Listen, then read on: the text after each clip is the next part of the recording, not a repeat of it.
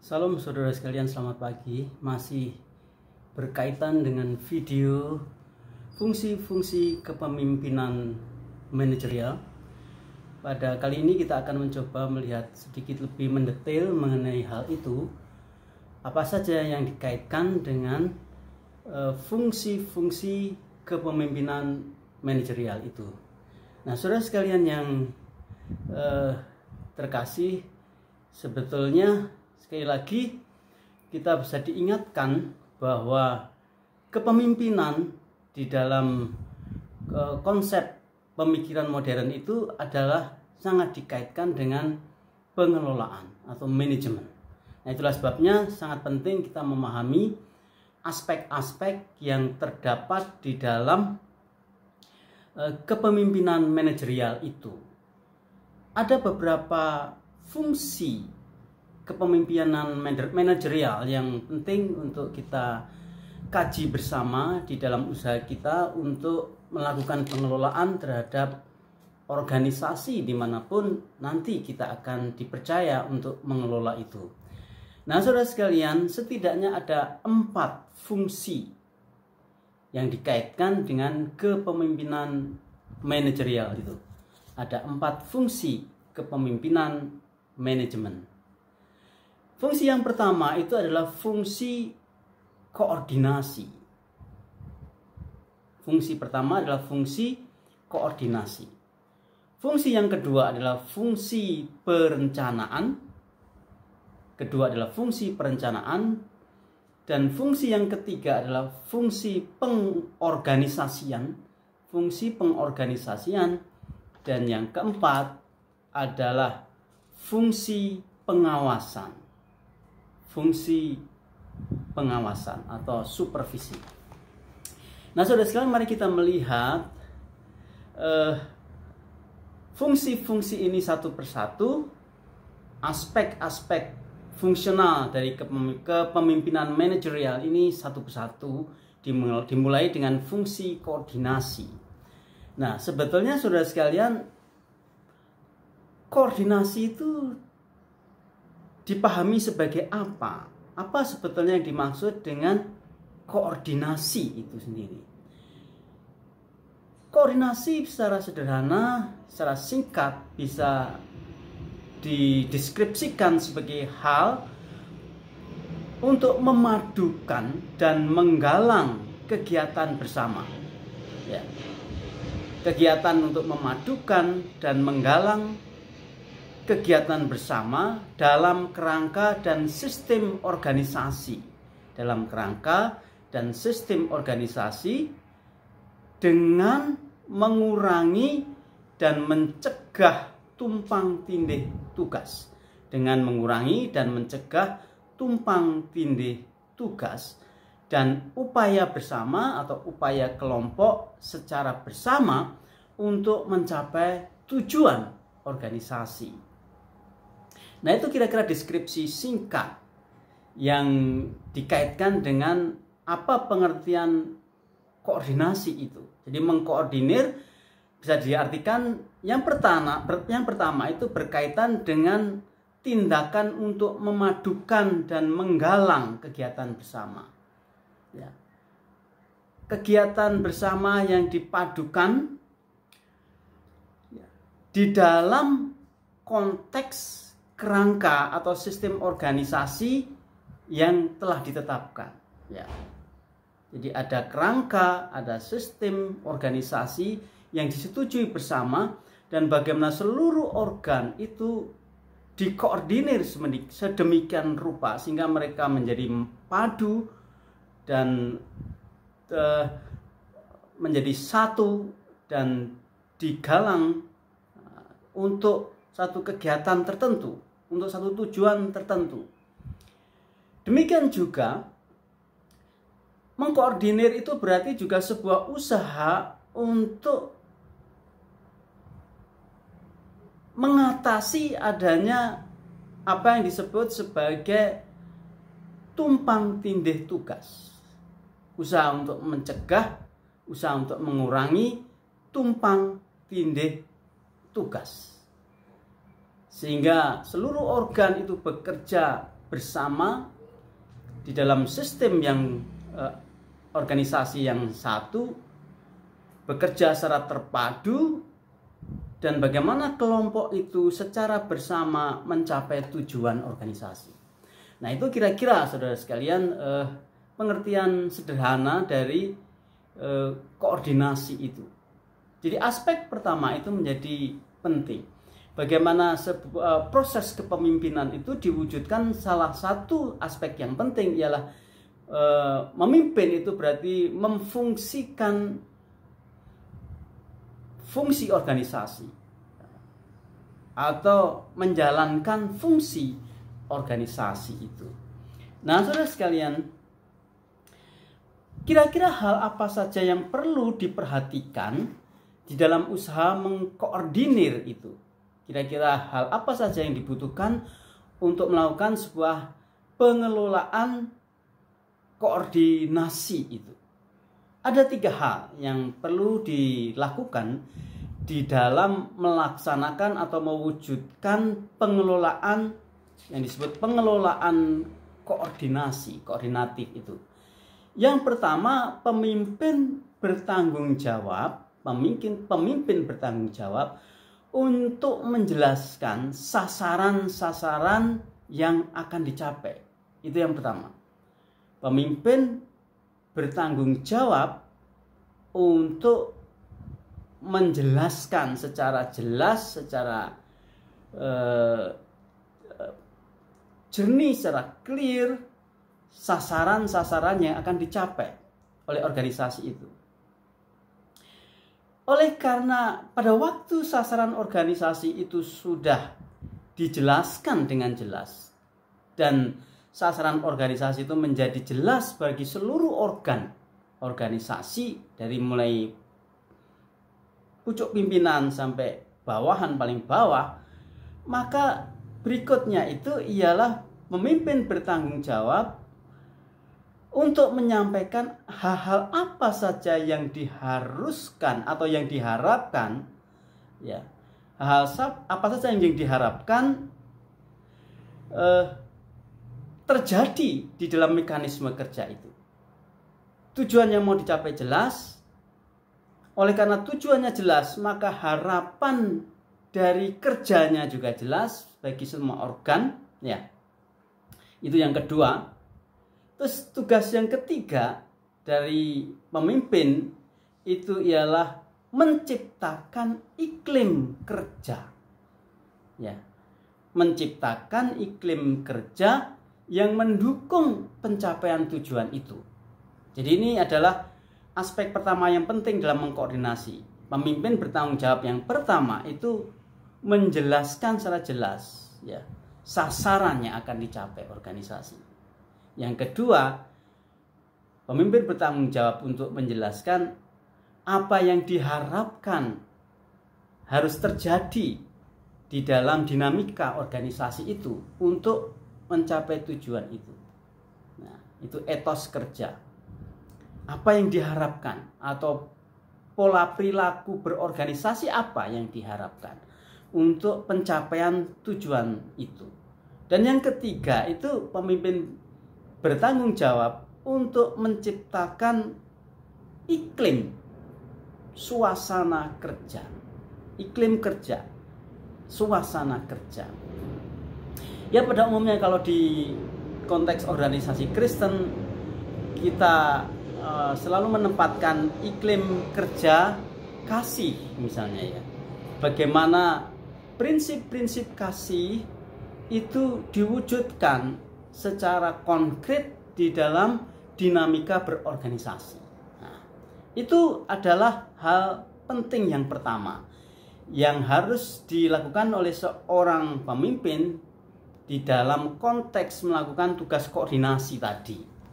Yang kedua, saudara sekalian, hal yang kedua yang perlu diperhatikan oleh seorang pemimpin untuk melaksanakan atau mewujudkan pengelolaan koordinasi itu ialah pemimpin bertanggung jawab untuk memberi peluang pada setiap anggota kelompok untuk mengemukakan pendapat, mengemukakan saran, bahkan mengutarakan konflik-konflik yang terjadi.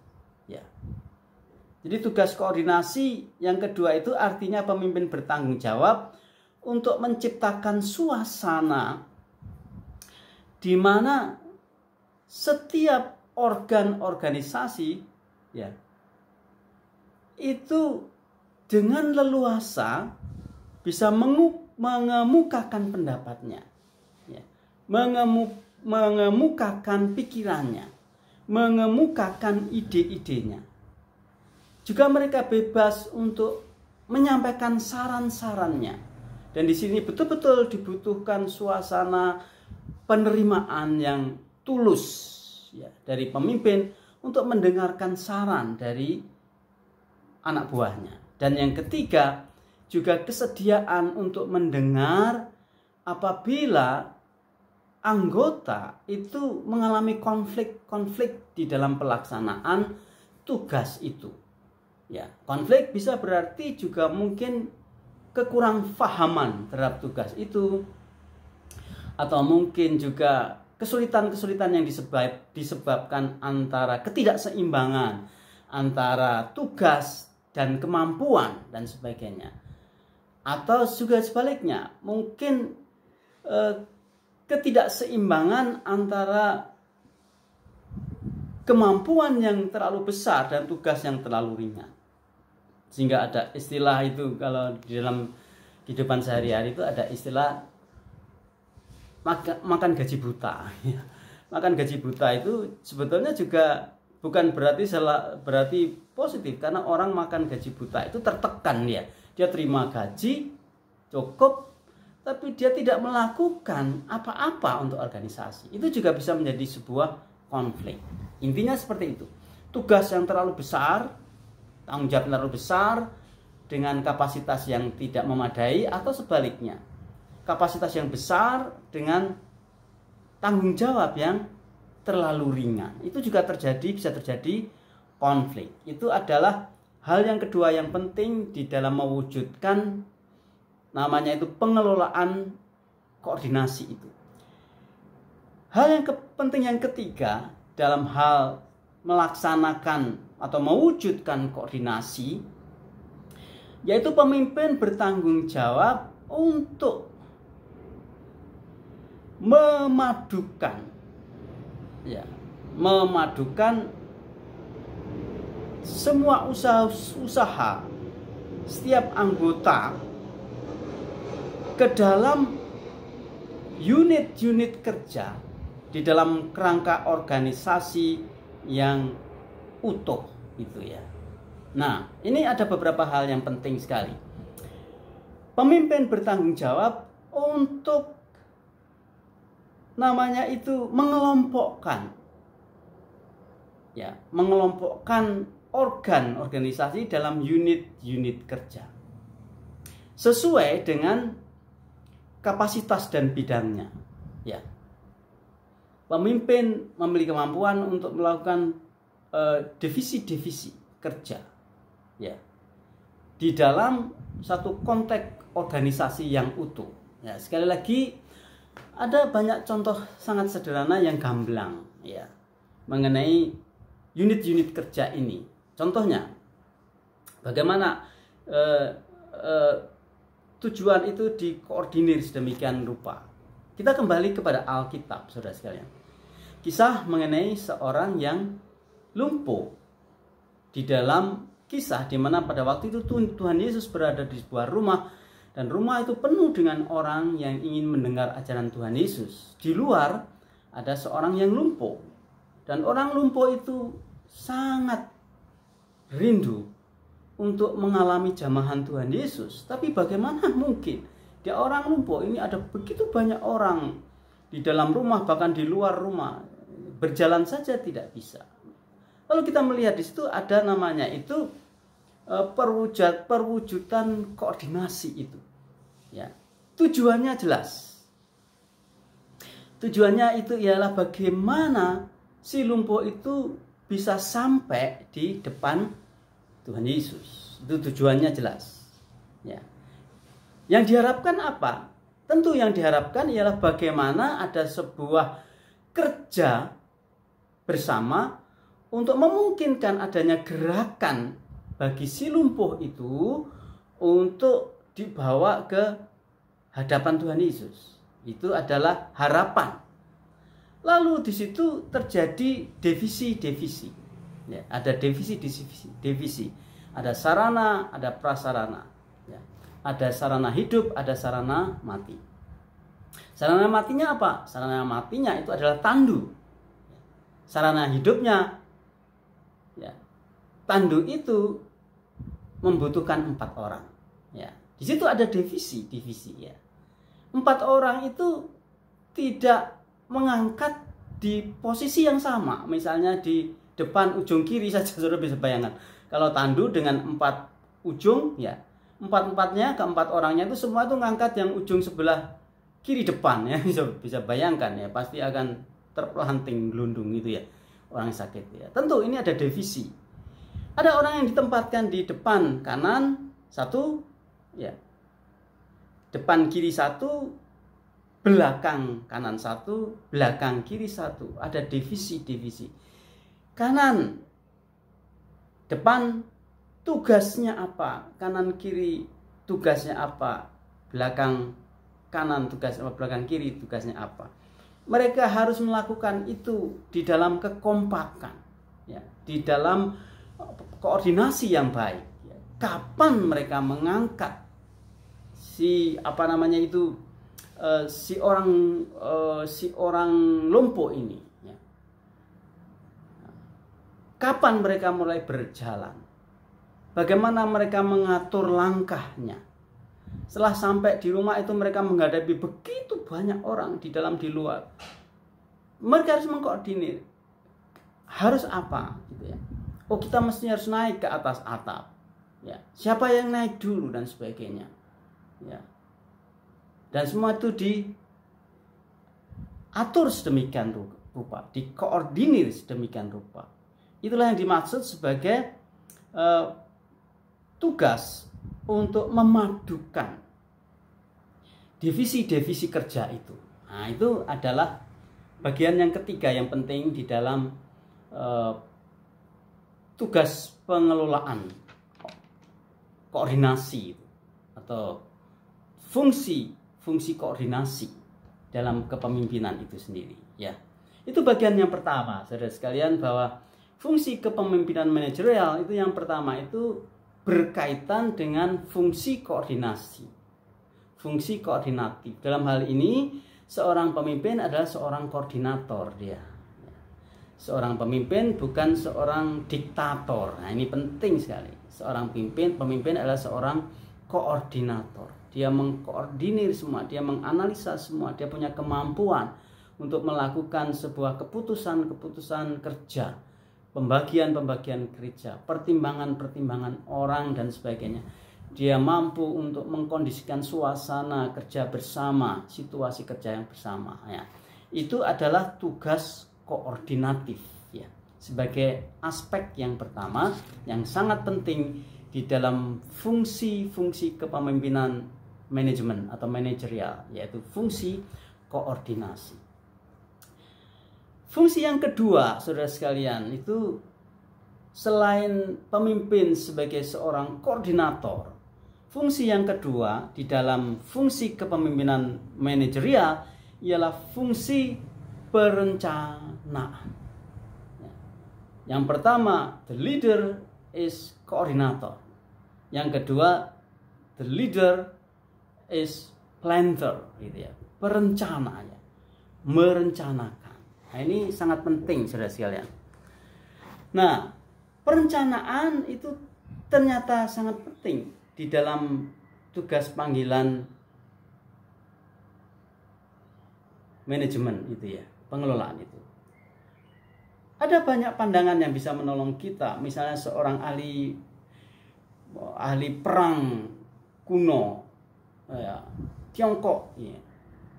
Sun Tzu itu pernah mengatakan bahwa dalam satu perang, rencana yang seksama dan rinci gitu ya, itu menjadi syarat untuk memenangkan peperangan. Ya. atau rencana yang seksama dan rinci itu sudah dapat mengirakan ya, kemungkinan kalah atau menang.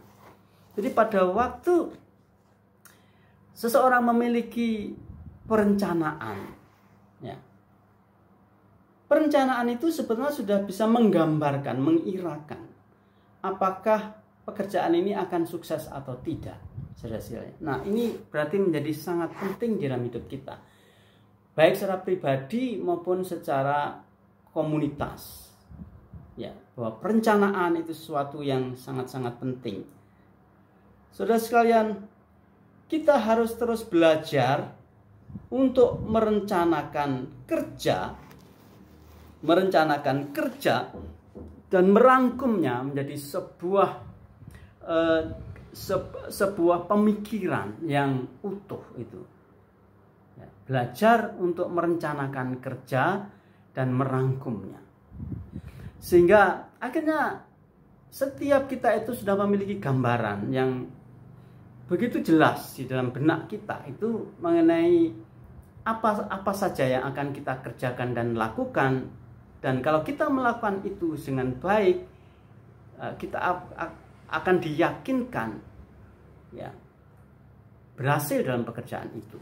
Nah, saudara sekalian, mengapa perlu keyakinan bahwa dalam merencanakan perencanaan yang baik dan detail itu di dalamnya akan terkandung semacam jaminan keberhasilan, ya. Jaminan keberhasilan.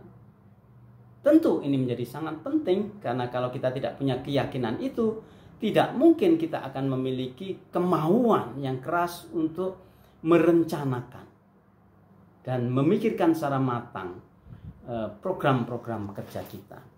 Oleh karena perencanaan itu begitu penting, saudara sekalian, untuk menjaminkan sukses dan keberhasilan sebuah pekerjaan, maka dalam hal ini ada hal yang praktis yang harus dikerjakan untuk melakukan sebuah proses perencanaan kerja itu. Setidaknya di sini kita akan melihat 7 pertimbangan di dalam merencanakan segala sesuatu. 7 pertimbangan. Pertimbangan yang pertama, sebagai orang percaya, tentu kita harus memulainya dengan doa di dalam disertai dan kehidupan iman dan keyakinan itu. Doa, iman dan keyakinan itu. Seorang pemimpin harus seorang yang berdoa. Berdoa untuk apa? Berdoa untuk program-programnya. Seorang pemimpin Kristen harus seorang yang beriman. Artinya mindsetnya dan juga suasana spiritualitasnya adalah kehidupan seorang yang percaya kepada Allah dan mengalami anugerah kehidupan dalam Kristus.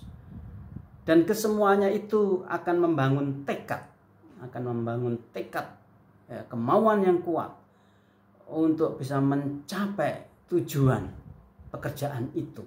Nah, itu step pertama. Doa, iman, dan tekad.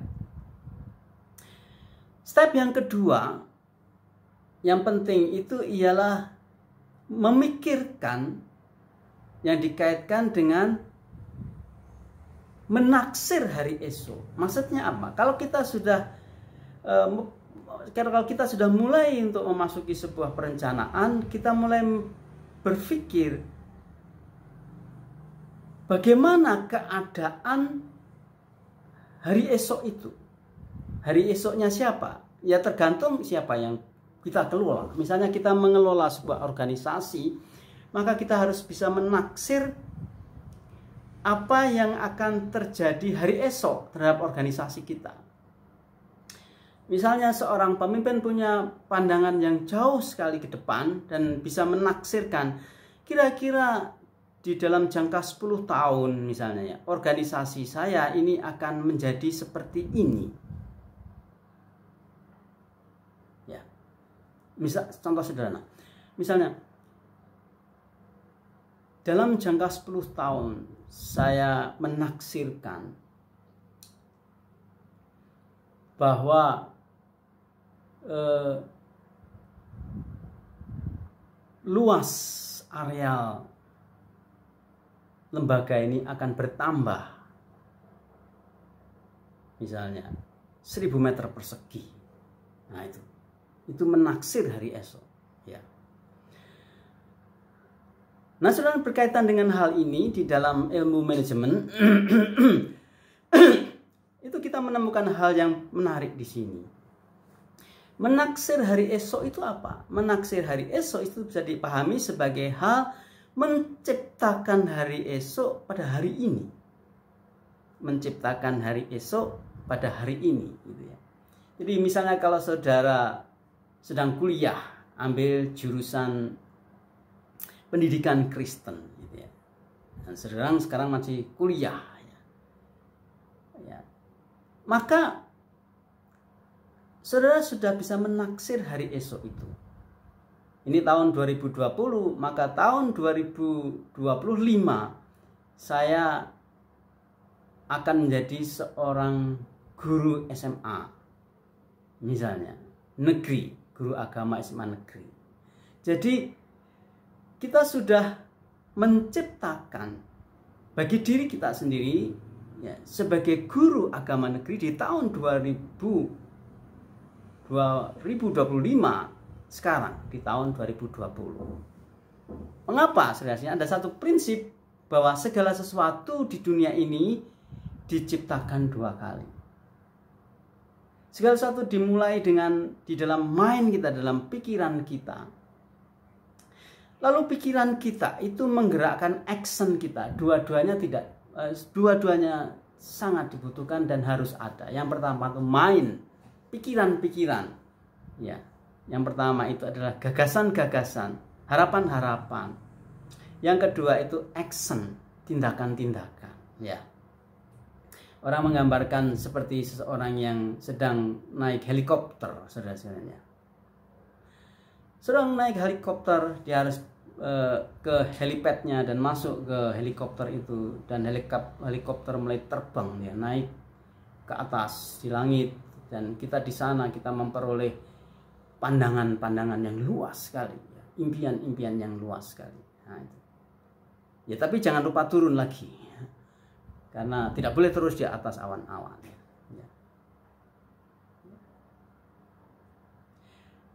Pak Karno Insinyur Soekarno pernah mengatakan, kalau tidak salah itu, ya, gantungkanlah cita-citamu setinggi langit, tapi jangan lupa rumput-rumput di bumi. Itu katanya Pak Insinyur Soekarno, presiden pertama kita. Gantungkanlah cita-citamu di langit, tapi jangan lupa rumput di bumi. Nah, itu yang kedua, tugas yang kedua yang penting sekali dalam perencanaan, ya, yakni menaksir hari esok.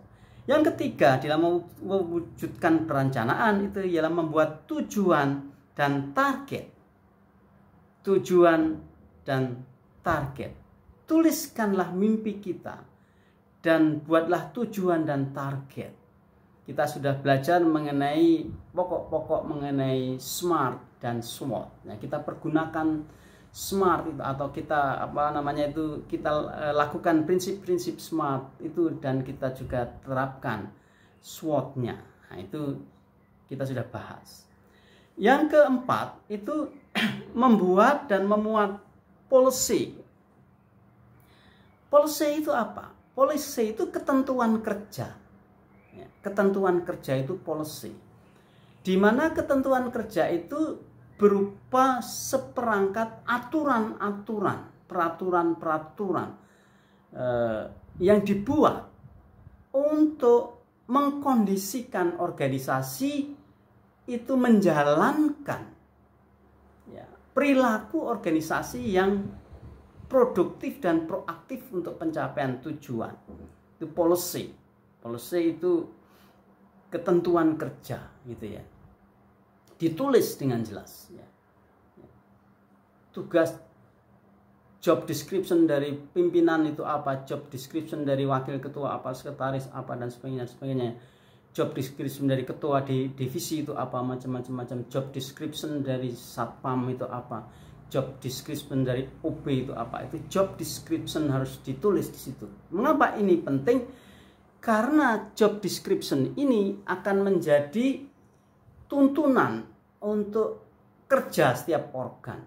Dan nanti pada waktu dievaluasi, job description itu menjadi ukuran evaluasi. Jangan sampai orang itu dievaluasi tapi dia tidak mengerti mengapa saya dievaluasi.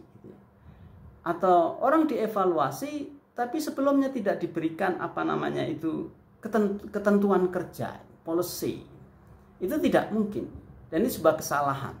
Kalau kita melakukan sebuah evaluasi tapi tidak ada ketentuan kerja. Ya, contoh sederhananya kalau di sekolah kita di STTI Efrata adalah setiap mahasiswa menandatangani peraturan asrama. Nah, itu peraturan asrama itu policies gitu ya. Semua mahasiswa itu terikat untuk memenuhi peraturan asrama itu. Apa tujuan pemenuhan peraturan asrama? Bukan sekedar untuk pemenuhan tuntutan aturan, tapi itu semua adalah sebuah bagian dari wujud untuk menyukseskan tujuan organisasi, tujuan sekolah, yaitu membentuk setiap mahasiswa menjadi hamba Tuhan yang diharapkan oleh sekolah. Nah, itu adalah hal keempat yang harus dilakukan. Hal yang kelima itu ialah membuat program, menetapkan prosedur atau menetapkan langkah-langkah, tahap-tahap, step by step pencapaian tujuan itu. Ya, step 1, 2, 3, 4, dan seterusnya dan sebagainya. Itu gambaran sederhana saja. Step itu harus dinyatakan dengan jelas ya. Seperti kalau kita belajar begitu ya. Tujuannya itu ialah lulus sebagai sarjana pendidikan misalnya dalam jangka waktu 4,5 tahun misalnya, atau 4 tahun, 4,5 tahun. Ada stepnya. Semester pertama itu apa saja yang harus dilakukan, baik secara akademis maupun non akademis. Step kedua apa, step ketiga apa, step keempat apa, dan seterusnya dan seterusnya dan seterusnya. Itu yang disebut sebagai membuat program. Yang berikutnya, yang keenam itu ialah menetapkan schedule atau jadwal kerja. Kapan program itu akan dimulai? Ya. Dan kapan program ini akan berakhir? Ya, ada namanya itu scheduling, ya, jadwal, scheduling. Harus ada jadwal. Ini akan dimulai awal tahun 2021 dan akan berakhir, program ini akan berakhir pada awal 2025 misalnya. Nah, itu namanya schedule. Ya. Yang ketujuh, menetapkan anggaran. Nah, ya terus terang kadang-kadang memang seringkali di dalam pelayanan Kristen itu jarang sekali penetapan anggaran. Ya, saya kira sekarang sudah tidak demikian. Gereja-gereja sekarang sudah memiliki program-program yang baik dan itu saya kira baik. Ya, program ini bisa menghasilkan secara maksimal kalau ada anggarannya. Jadi dihitung semua anggarannya itu. Nah, dan bagaimana langkah-langkah untuk mewujudkan anggaran itu. Ya. Sekolah lagi membangun rumah dinas ya. Kita melihat itu ya, contoh paling sederhana ya. Contoh paling sederhana ya. Targetnya kapan selesai, dimulai kapan? Ya, targetnya kapan selesai? Seingat saya untuk kebutuhan 2 tingkat rumah dosen yang sedang proses ini, dana yang dibutuhkan itu seingat saya sekitar 800 juta misalnya seperti itu. Yaitu ada anggaran. Lalu mulailah orang bekerja dan mulai kita punya bergumul bagaimana mengusahakan anggaran itu. Itu namanya menetapkan anggaran. Nah, itu adalah saudara sekalian fungsi yang kedua di dalam fungsi kepemimpinan manajerial, yaitu fungsi perencanaan. Fungsi yang ketiga, saudara sekalian, di dalam fungsi fungsi kepemimpinan manajerial itu ialah fungsi pengorganisasian. Jadi leader is koordinator, leader is planner, dan leader is organisator. Seorang pemimpin adalah seorang organisator. Nah, saudara sekalian, pengorganisasian itu apa? Mengorganisasi itu apa? Mengorganisir itu bisa dikatakan sebagai secara sederhana sebuah proses ya untuk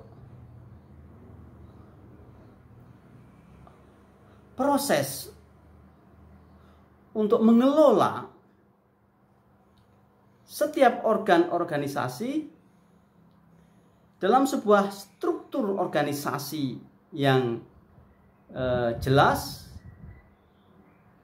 ya, sesuai dengan divisi dan tugasnya demi kelancaran pelaksanaan kerja ya, demi kelancaran pelaksanaan kerja yang mencapai tujuan itu, saudara sekalian.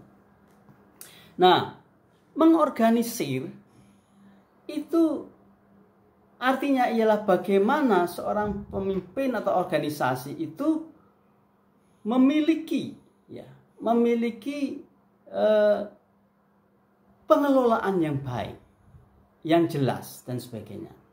Itulah sebabnya mengorganisasi atau organisasi itu secara teknis dikaitkan dengan namanya itu pembuatan struktur organisasi. Ya, struktur organisasi ya. Di mana-mana organisasi itu ada strukturnya. Kalau di sekolah kita itu strukturnya itu sederhana ya. Misalnya yang paling atas dari struktur itu adalah yayasan ya. Nanti di bawahnya itu ada namanya itu di bawah yayasan itu ada ketua sekolah ya, ketua sekolah. Ini struktur seperti itu. Dari yayasan bawahnya itu ada ketua sekolah, terus di bawah ketua sekolah itu ada namanya itu wakil ketua ya, wakil ketua bidang akademis, wakil ketua bidang kemahasiswaan, wakil ketua dalam bidang keuangan, wakil ketua dalam pelayanan mahasiswa. Ini ada waket ya. Terus di bawah waket itu mungkin ada prodi, ada kaprodi. Nah, itu yang disebut sebagai struktur ya, struktur organisasi, wujud real dari pengorganisasian itu. Jadi mengorganisir itu berarti menstrukturisasi, membuat sebuah namanya itu alur organisasi yang jelas gitu ya. Alur organisasi yang jelas, lalu lintas ya, lalu lintas hubungan relasi dan lalu lintas pertanggungjawaban yang jelas dalam sebuah struktur yang jelas. Nah, saudara sekalian, tentu dalam hal ini perlu beberapa hal yang terkandung di dalam setiap struktur itu. Di dalam struktur itu ada namanya itu pendelegasian. Ya, itu ada bidang khusus nanti kita coba pelajari ini. Ada pendelegasian. Ada namanya itu sharing otoritas di situ ya. Ya. Yayasan punya kerinduan mendirikan sekolah teologi yang bagus, lalu kerinduan itu sharingkan atau diturunkan kepada sekolah STT Efrata, yang di sini penerimanya adalah ketua gitu ya. Ketua bertanggung jawab untuk mewujudkan mimpi yayasan untuk melaksanakan sebuah sekolah teologi yang baik. Dan sekolah teologi yang baik ini distrukturisasi, diorganisir sedemikian rupa, dan untuk mencapai sebuah sekolah teologi yang baik, maka seluruh bidang yang terkait di dalam sekolah itu harus memiliki mutu yang baik juga. Maka diangkatlah wakil ketua, dan sebagainya. Itu namanya pendelegasian. Nah, nanti kita akan melihat memang lebih jauh mengenai pendelegasian, teori pendelegasian itu mungkin secara spesifik. Dan berikutnya, saudara sekalian, sehingga bisa dikatakan bahwa tanggung jawab untuk mengorganisasi atau mengorganisir itu berarti tanggung jawab untuk memimpin, ya, untuk melakukan sebuah panggilan memimpin, to lead, leading secara aktual. Memimpin itu bisa diartikan sebuah proses pelaksanaan kerja bersama. Memimpin itu apa? Memimpin itu adalah proses pelaksanaan kerja bersama dan bekerja melalui orang lain. Bekerja sama, bekerja bersama, dan bekerja melalui orang lain dengan jalan memenuhi kebutuhan orang yang dipimpin, ya, mempengaruhi atau mengarahkan dan mengupayakan kerja bersama kepada pencapaian tujuan itu. Nah, memimpin itu berarti bekerja bersama dan bekerja melalui orang lain dengan jalan memenuhi kebutuhan orang yang dibutuhkan untuk memimpin, untuk mengarahkan, mempengaruhi, dan mengupayakan kerja bersama untuk pencapaian tujuan. Itu memimpin. Nah, saudara sekalian. Nah, di dalam memimpin itu sendiri setidaknya ada 5 hal yang pokok itu ya. Yang pertama, memimpin itu berarti membuat keputusan. Otoritas untuk membuat keputusan. Memimpin itu berarti membina komunikasi. Ya. PR pemimpin ialah manajemen komunikasi, membina komunikasi. Yang ketiga, memberi motivasi. Memberi motivasi, ya.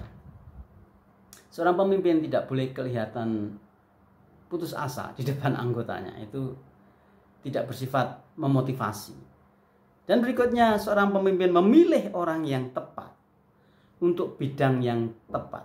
Memang seringkali kita tidak bisa memastikan pilihan kita itu sungguh tepat atau tidak. Tapi setidaknya kita bisa memilih orang yang kelihatan tepat. Ya, gitu ya.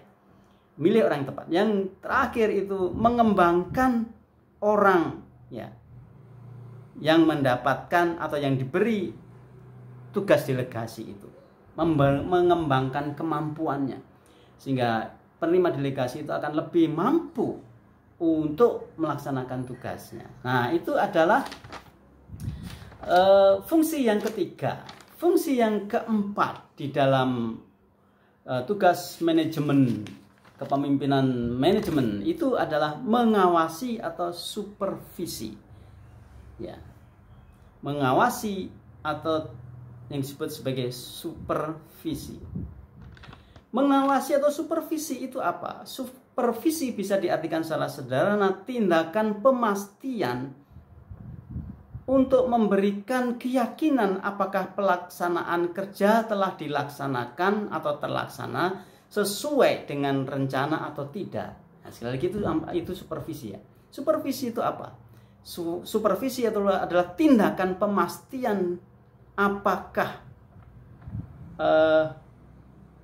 memperoleh keyakinan bahwa pelaksanaan kerja itu telah dilaksanakan atau terlaksana sesuai dengan rencana atau tidak. Nah, berarti saudara sekalian, fokus daripada supervisi itu lebih kepada hasil kerjanya. Jadi kita tidak boleh sama sekali melakukan supervisi dalam kondisi yang subjektif gitu ya.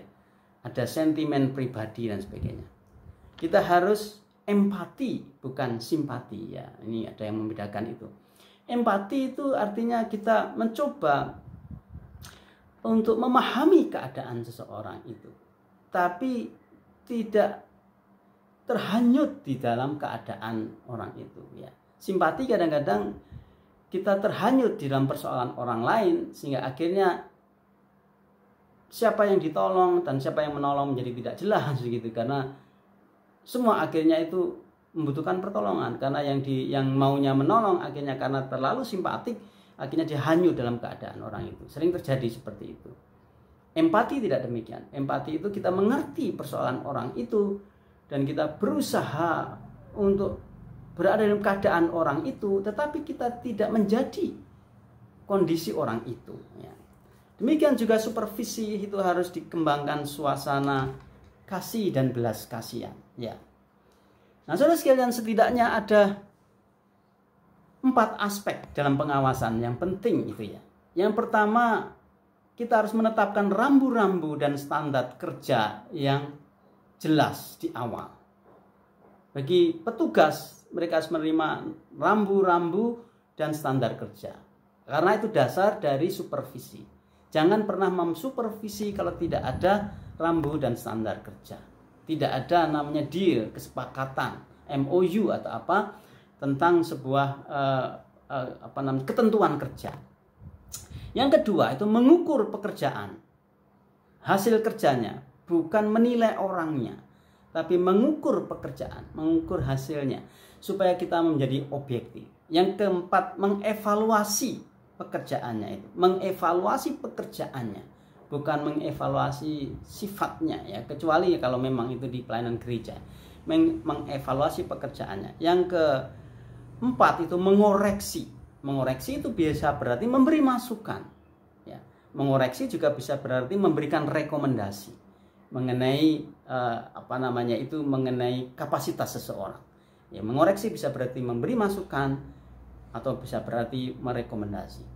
Sehingga saudara sekalian, kita bisa simpulkan dalam bagian ini bahwa fungsi-fungsi kepemimpinan manajerial itu setidaknya kalau kita simpulkan meliputi 5 hal yang pokok. Yang pertama itu adalah motivasi sebagai kunci keberhasilan sebuah program kerja. Motivasinya itu harus menentukan. Saudara ingat mengenai Menara Babel ya. Nah, itu bagus sekali. Semuanya itu dikoordinir sedemikian rupa, ada komunikasi sedemikian baik, ada pendefisian secara baik, tujuannya jelas, konsepnya jelas, arsitekturalnya jelas, targetnya jelas, semuanya jelas ya. Tapi yang